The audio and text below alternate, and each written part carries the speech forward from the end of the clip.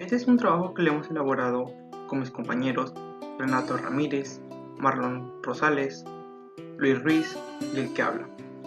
Bien, este es un tema nuevo, un tema que vamos a hablar de motores de combustión interna, es el ciclo Otto y el ciclo diésel. Para nosotros empezar a hablar del ciclo Otto y el ciclo diésel, vamos a empezar a hablar de una máquina reciprocante. Una máquina reciprocante es un cilindro pistón.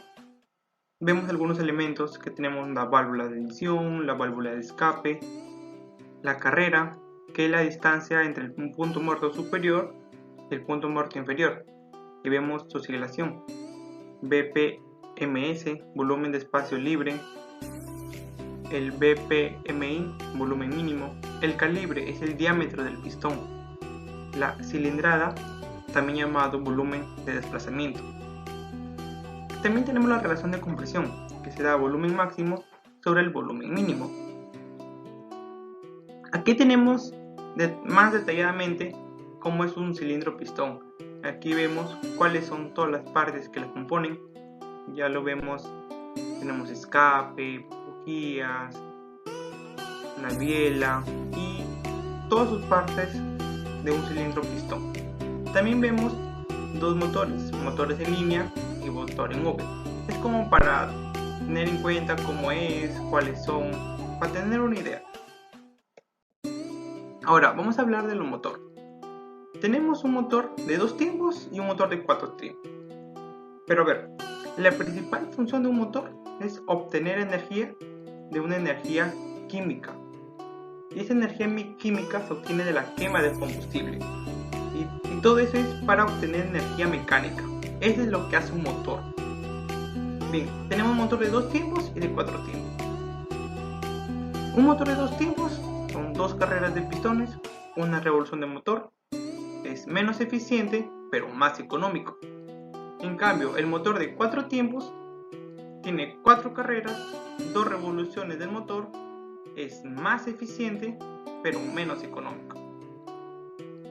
Aquí tenemos dos imágenes donde nos podemos guiar de cómo son un motor de 2 tiempos y un motor de 4 tiempos. A continuación vamos a ver un video de un motor de 2 tiempos. Vamos a ver cuál es su función, cuáles son sus características, para poder entender mejor qué es un motor de 2 tiempos.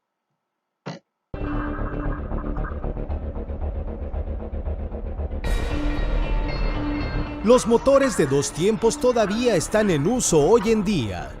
Por ejemplo, estos motores se utilizan en karts porque el motor de 2 tiempos es más ligero y más rentable que los motores de 4 tiempos. Explicaremos un motor de 2 tiempos con un simple carburador.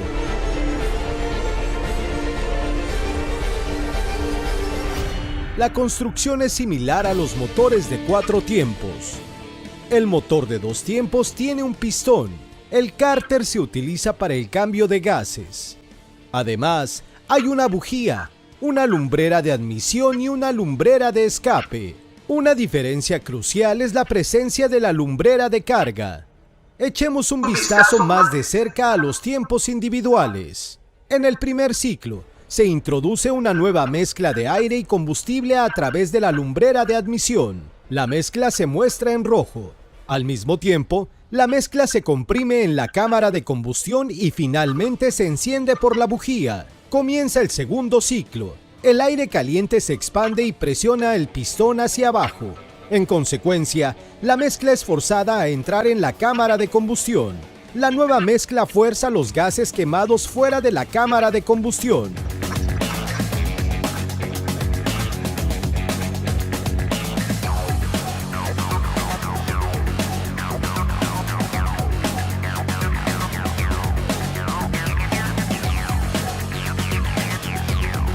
El motor mostrado aquí funciona según el principio del barrido transversal. La lumbrera de admisión y la lumbrera de escape están en lados opuestos. El pistón está formado de tal manera que la carga fresca entrante puede expulsar fácilmente los gases quemados. El barrido uniflujo es otro tipo de barrido. El barrido uniflujo se utiliza en los motores de pistones opuestos. En este caso, dos pistones funcionan en un solo cilindro. Aquí, un pistón controla el flujo de la carga fresca mientras que el otro pistón controla la emisión de los gases quemados. Este sistema es caro y se utilizó en tanques. También se utiliza con frecuencia para motores diésel marinos de gran tamaño. Los motores modernos utilizan el barrido Stirling, que se utiliza, por ejemplo, en los famosos ciclomotores Simpson. Todavía se utiliza en muchos motores hoy en día. Por razones de simplicidad, la cubierta de la carcasa y el cárter no se muestran. Hay varias lumbreras en el cilindro, incluyendo una lumbrera de entrada. La mezcla de aire-combustible se alimenta a la lumbrera de entrada a través del carburador.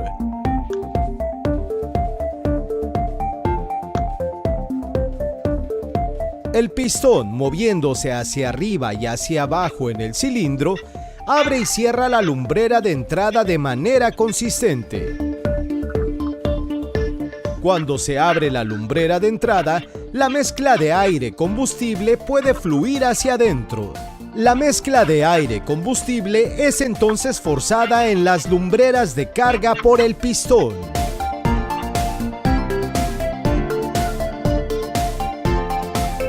El pistón cierra las lumbreras de carga y la lumbrera de escape. Máquina térmica. Su principal objetivo es producir trabajo. A esta máquina se le da y se da calor. Su trabajo lo da en una forma cíclica. Bien, la máquina térmica se clasifica en combustión interna y combustión externa. La combustión externa es cuando la quema de combustible se da en un entorno cerrado. Y la combustión externa es cuando la combustión se da en un entorno abierto. Pero nosotros solamente vamos a hablar de una combustión interna. Es de ahí en donde sale el ciclo Otto y el ciclo diésel. Pero una combustión interna se subdivide en dos más, que es combustión según su combustión, según el método empleado de transferencia de energía. Pero nosotros nos vamos a guiar en según su combustión. Ahí obtenemos el Otto y el diésel. Observamos cómo es una máquina térmica de combustión externa y de combustión interna. Vemos que en la combustión interna se da dentro de un entorno, que por ejemplo el motor de un carro, y una combustión externa se da en un entorno abierto. En la máquina térmica, como ya habíamos dicho, que su principal objetivo es dar trabajo. Ya. Ahora, en una máquina térmica tenemos una fuente caliente y una fuente fría. Por la fuente caliente es donde entra el calor y la fuente fría es por donde sale el calor. El trabajo se define como el calor entrada más el calor salida. Con eso vamos a poder nosotros hallar la eficiencia, que es la razón entre el trabajo neto realizado y el calor absorbido. El calor absorbido también es el calor entrada. El trabajo neto es el calor entrada más el calor salida. La eficiencia también lo podemos definir como 1 menos el calor salida sobre el calor entrada. Ahora un dato importante, una máquina térmica tiene una eficiencia del 100% solo si el calor de salida es igual a 0, o sea, no se libera calor a la fuente fría. Pero obviamente esto es imposible, esto no pasa en la realidad, esto no se puede dar. Y eso también lo afirma Kelvin Planck. Bien, ahora el ciclo Otto.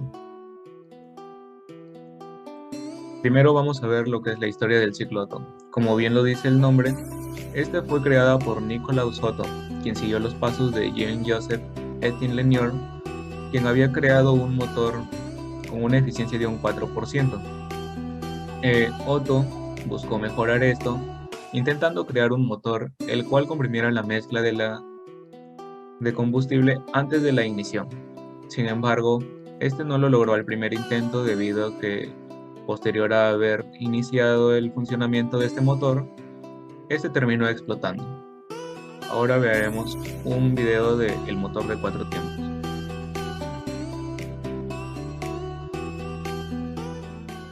Para aprender el ciclo de 4 tiempos necesitamos conocer los siguientes elementos. El cilindro, cuya forma le da nombre. Las válvulas, que han de ser como mínimo 2, una de admisión y otra de escape. La bujía, Un elemento que, al recibir una descarga eléctrica, genera una chispa. Va ubicada habitualmente en el centro del cilindro. El pistón, que va unido a la biela. El pistón se sitúa dentro del cilindro, con la biela sujeta por su parte inferior. El funcionamiento conjunto de ambos elementos permite transformar el movimiento rectilíneo en circular, dando así vueltas al cigüeñal, representado por el círculo. El punto muerto inferior es el punto más bajo que alcanza el pistón. El punto muerto superior es el punto más alto al que llega el pistón. Se denomina carrera al recorrido que realiza el pistón entre el punto muerto superior y el punto muerto inferior. Con todos estos elementos pasamos a explicar los 4 tiempos del ciclo Otto. Cada tiempo dura una carrera, es decir, un recorrido desde el punto muerto superior al inferior o viceversa. Esto significa que el ciclo de 4 tiempos requiere que el pistón suba 2 veces y baje otras 2, generando así 2 vueltas completas del cigüeñal.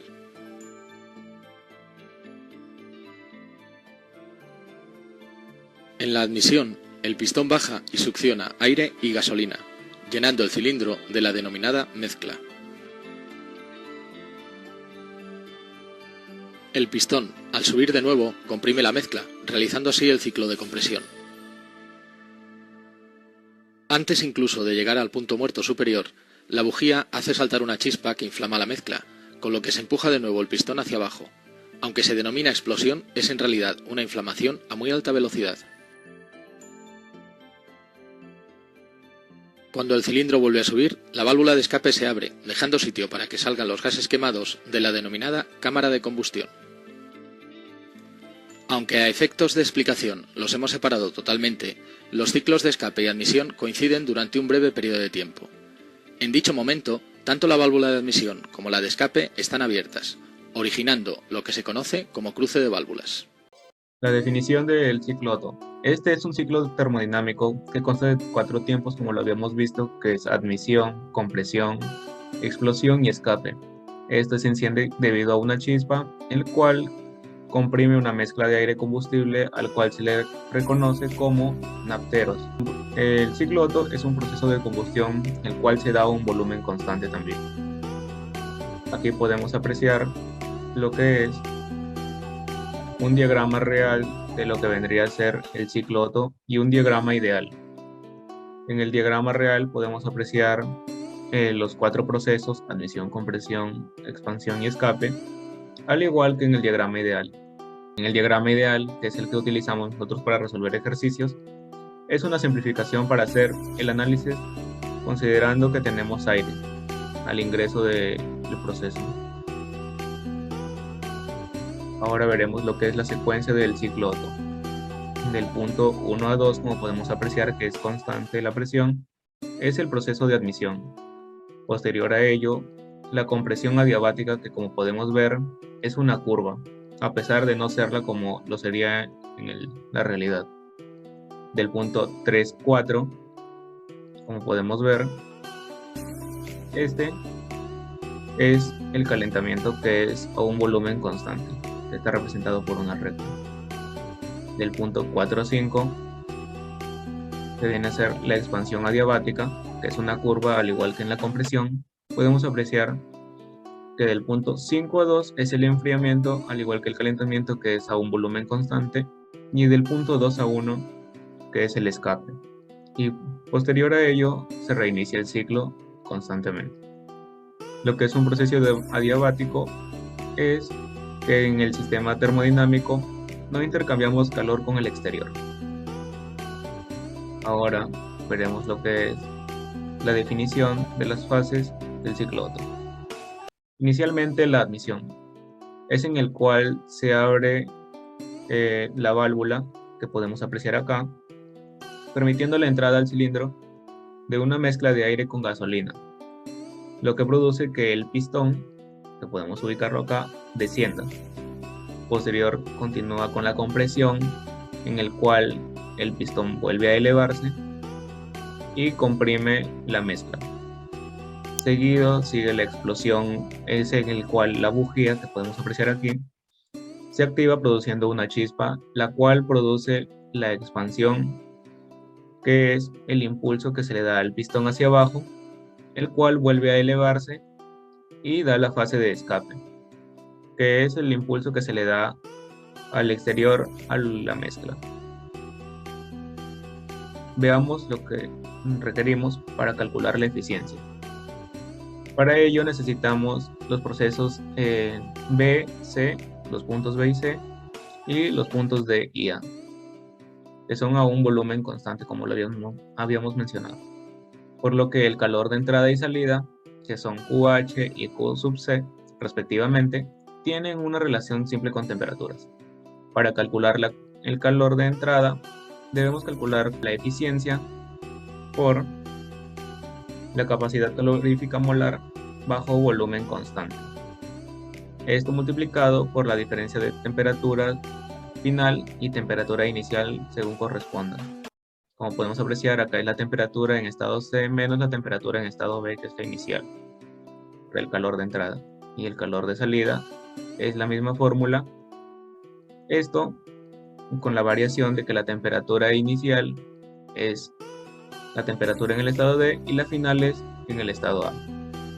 En el calor de entrada tiene que ser superior a 0 y en el calor de salida tiene que ser inferior a 0. Para ello calculamos las expresiones con la eficiencia térmica y obtenemos que la eficiencia es igual al calor de entrada más el calor de salida sobre el calor de salida. Lo que reemplazando nos saldría que la temperatura en el estado C menos la temperatura en el estado B sumado a la diferencia de nuevo de la temperatura en el estado A menos la temperatura en el estado D. Todo esto sobre la temperatura en el estado C menos la temperatura en el estado B, reemplazando valores. Para ello usamos una relación de temperatura-volumen que nos da la siguiente fórmula: la temperatura en estado A multiplicado por la relación de compresión elevado al índice adiabático menos 1. Esto que nos da igual a la temperatura en el estado B multiplicado por el volumen elevado al índice adiabático a la menos 1. De igual forma con las temperaturas en estado D y temperatura en estado C, que sea igual. Ahora, continuamos dividiendo ambas ecuaciones entre el factor común, que vendría a ser V elevado al índice adiabático menos 1. Sustituimos y reemplazamos. La eficiencia vendría a ser la temperatura en el estado D multiplicado por la relación de compresión elevado al índice adiabático, menos la temperatura en el estado A y multiplicado por la relación de compresión elevado al índice adiabático a la menos 1, más la temperatura en estado A menos la temperatura en estado D. Todo esto sobre temperatura en estado D por la relación de compresión que está elevado al índice adiabático menos 1, menos la temperatura en estado A multiplicado por la relación de compresión elevado al índice adiabático menos 1. Reemplazamos las diferencias de temperaturas y nos da este resultado. Eliminamos por división del factor común las temperaturas, la temperatura en estado D menos la temperatura en estado A, lo que nos da como resultado que la eficiencia vendría a ser igual 1 menos 1 sobre la relación de compresión elevado al índice adiabático menos 1, que viene a ser la eficiencia del ciclo Otto. Cabe recalcar que este es un modelo idealizado en el que suponemos que la mezcla como un gas ideal. No tomamos en cuenta diferentes factores como lo son la turbulencia, la fricción, la pérdida de calor a las paredes del cilindro, ni otros efectos que reducirían la eficiencia en la realidad.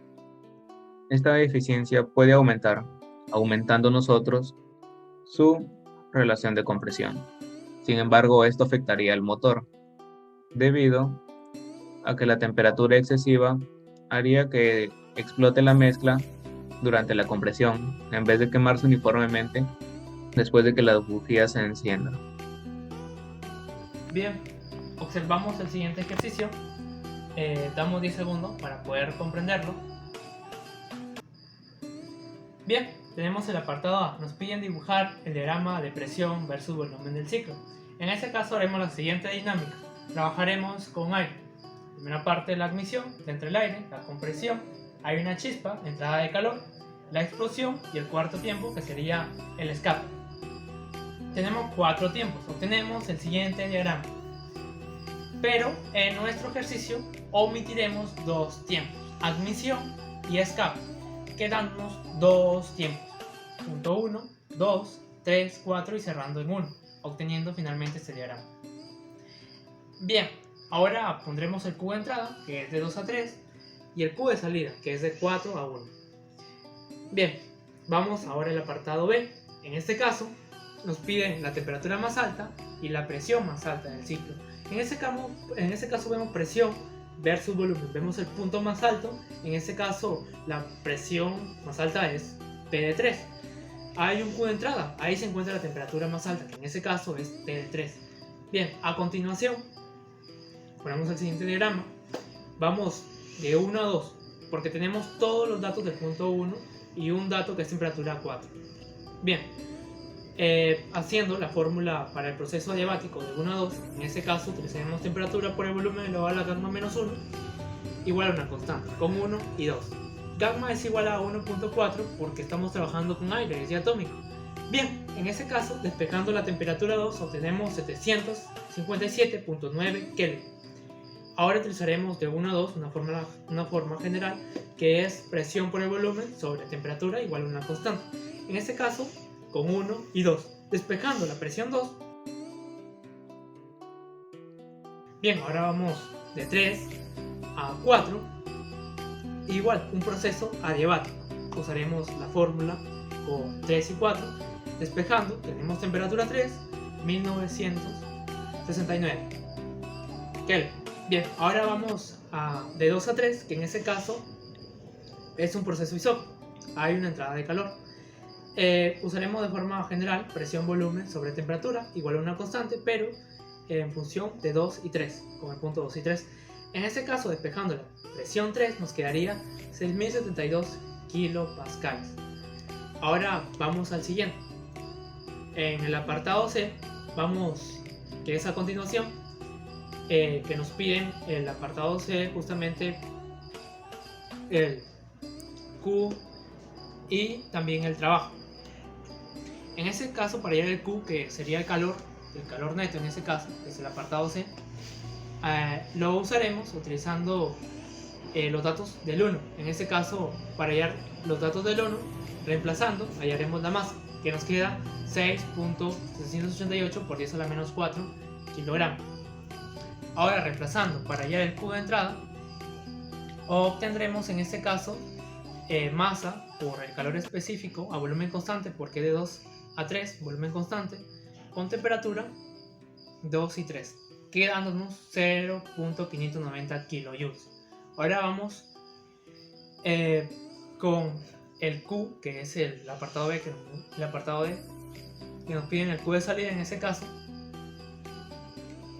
porque tenemos que hallar el trabajo, porque eso es lo que nos piden. Para el Q de salida utilizaremos los mismos datos, excepto que cambiaremos de temperaturas, temperatura 3 y 4. Reemplazando datos obtenemos 0.240 kilojoules. Bien, ahora para hallar el trabajo neto, como sabemos, si usamos la primera ley de la termodinámica, se elimina la energía interna, quedándonos trabajo neto como Q de entrada menos Q de salida. En este caso, reemplazando, nos quedaría 3.035 kilojoules. Ahora, para hallar la eficiencia, que nos piden en el siguiente apartado, sería igual a trabajo sobre el Q que se está haciendo, que es el Q de entrada, que nos queda 59.9% de eficiencia. Ahora vamos al apartado último, que es el E en ese caso, que nos piden la presión media efectiva, que es trabajo neto sobre volumen máximo menos volumen mínimo, que es volumen 1 menos volumen 2. Reemplazando nos queda 652 kilopascales. Ciclo Diesel es con inyector, desarrollado por Rudolf en 1892. Es una máquina térmica de 4 tiempos. Admisión: entra el aire, compresión. Luego tenemos el inyector, con la misma presión logra hacer una explosión, y luego el escape, donde salen estos gases. Para hacerlo de una manera más fácil, vamos a verlo de 4 tiempos, es decir, que vemos 4 movimientos: 1, 2, 3 y 4. De esos 4 movimientos, 4 tiempos. Para darle una expansión más grande, sería que 4 tiempos dan 2 vueltas del cigüeñal. Entonces podemos decir que 2 tiempos da una vuelta del cigüeñal. Ahora vamos a trabajar con aire en vez de combustible. En este caso obtendríamos procesos isobáricos, 2 procesos adiabáticos y un proceso isócrono. Se va a mencionar los parámetros, que en este caso es el trabajo neto, que anteriormente habíamos puesto como Q de entrada menos el Q de salida, el rendimiento o eficiencia, en este caso que es el trabajo sobre el Q de entrada, y terminando la presión media efectiva, que ya la conocemos, que es trabajo sobre la diferencia de volúmenes máximo y el mínimo. Estos son algunos puntos a aclarar. Primero, la operación del motor a diésel es similar a la del motor a gasolina. Esto es cierto, ya que una de las principales diferencias sería de que el motor a diésel transforma el calor en energía para generar la combustión, mientras que en el motor de gasolina se necesita de una chispa provocada por la bujía para generar la combustión. Luego tenemos el principio de funcionamiento de los motores diésel. Consiste en admitir la mayor cantidad de aire como sea posible. Se admite la mayor cantidad de aire posible para lograr comprimirlo y luego, después de comprimirlo, generar tal presión y calor que al momento de introducir el combustible pulverizado se genera una explosión espontánea. Luego tenemos que la diferencia más importante es que no hay combustible en el cilindro al principio de la carrera de la compresión. Así es, no hay combustible al inicio de la carrera de compresión, ya que primero se preparan las condiciones iniciales, que sería una correcta presión y una correcta temperatura adecuada para lograr la combustión. Luego, a causa de la elevada temperatura desarrollada durante la compresión adiabática, el combustible se enciende espontáneamente al inyectarse, no se requiere bujía. Luego tenemos que, si bien los motores a diésel son muy eficientes, deben construirse con tolerancias mucho más estrictas que los motores a gasolina. Los motores de gasolina se caracterizan por tener una mayor rapidez. Por ejemplo, con una camioneta requeriría de un motor diésel, mientras que una moto sería más que suficiente con un motor de gasolina. Estos sistemas son abiertos, ya que realmente intercambian masa con el exterior. Al momento del escape, el gas se libera y de esta manera estamos intercambiando masa con el exterior. Algunas aplicaciones: máquina agrícola, tractores cosechadoras, propulsión ferroviaria, propulsión marina, propulsión aérea, automóviles y camiones, vehículos de propulsión a oruga, grupos generadores de energía eléctrica, accionamiento industrial, bombas y compresores. Diferencias entre un motor diésel y un motor a gasolina. Motor diésel consume menos combustible. El combustible usado es el gasóleo. Su costo es más elevado. Tendrá una menor potencia, pero un mayor torque. ¿Qué quiere decir? Que, por ejemplo, un auto, para salir de un lugar atascado con un motor diésel tendría mayor posibilidades de salir. Tenemos luego el combustible se comprime hasta que la presión se enciende y así arranca el auto. Esta es la manera en la que se logra la combustión y que arranque el auto. Luego tenemos el motor a gasolina. El motor a gasolina consume más combustible. El combustible usado es obviamente la gasolina. Su costo va a ser mucho más barato. Va a haber una mayor potencia, pero va a haber un menor torque. ¿Qué quiere decir? Que va a tener una mayor velocidad, por así decirlo.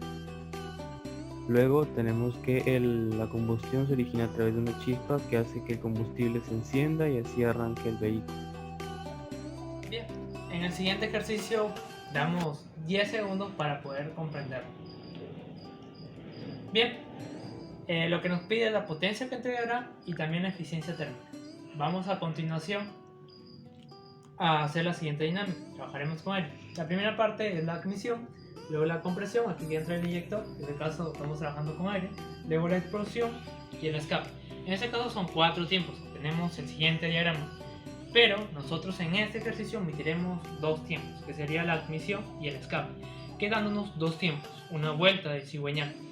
Bien, ahora trabajaremos con el siguiente diagrama, que son 4 puntos. Para ello, utilizaremos la fórmula de 1 a 2, que es en este caso el proceso adiabático, temperatura por el volumen elevado a la gamma menos 1, igual a una constante. Trabajaremos con el 1 y el 2. Despejando la temperatura 2 nos quedaría 1037.642 Kelvin.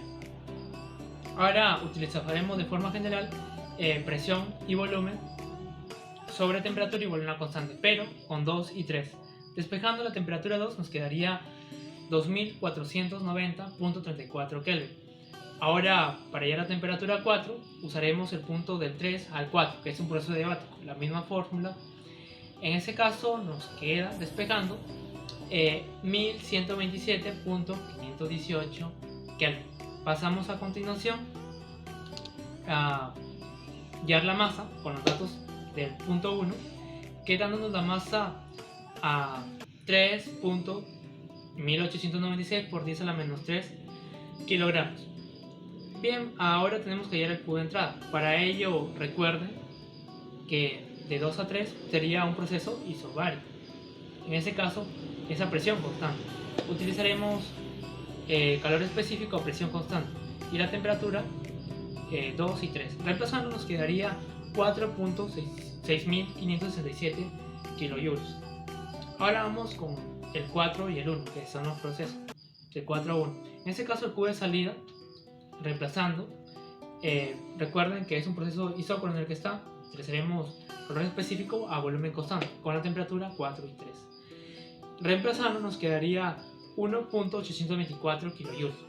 Bien, ahora el trabajo de entrada, como saben, usando la primera ley de la termodinámica, nos quedaría anulando o eliminando en ese caso la energía interna, Q de entrada menos Q de salida. Reemplazando nos quedaría 2.833 kilojoules.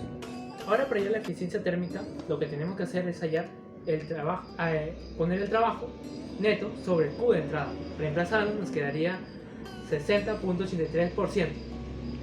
Bien, ahora para hallar la potencia que entregará en ese caso, se tiene que utilizar los datos que nos dan, que son 1800 revoluciones por minuto. Para ponerlos a segundos se divide entre 60. Ahora se multiplica por 2.833 kilojoules sobre revoluciones. ¿Por qué sobre una revolución? Porque el trabajo que hace, que en este caso son dos tiempos, lo hace una vuelta cigüeñal, por eso es una revolución. Nos quedaría 84.99 kilowatts. Finalmente tenemos las conclusiones. El motor obtendrá una energía mecánica de la energía química obtenida por la quema del combustible. También puedo concluir que el ciclo diésel se distingue del ciclo Otto ideal en la fase de combustión. Tendrá un rendimiento diferente, siendo el ciclo Otto menor al del ciclo diésel en promedio. También tenemos que un motor diésel tendrá una mayor fuerza, pero no significa que tenga una potencia mayor que uno a gasolina, pues los del ciclo Otto tienen mayor potencia, lo que se interpreta como velocidad. Otto se da mediante el encendido por chispa, mientras que diésel el encendido se da por presión. También un motor de gasolina de ciclo Otto viene a tener una eficiencia de entre el 20 y 30%, mientras que un motor de ciclo diésel tendrá una eficiencia de entre el 30 y el 45%, por lo que en un motor diésel habrá mayor eficiencia en promedio. Finalmente, la aportación de calor en ambos procesos serán diferentes. El Otto es a volumen constante y el diésel es a presión constante.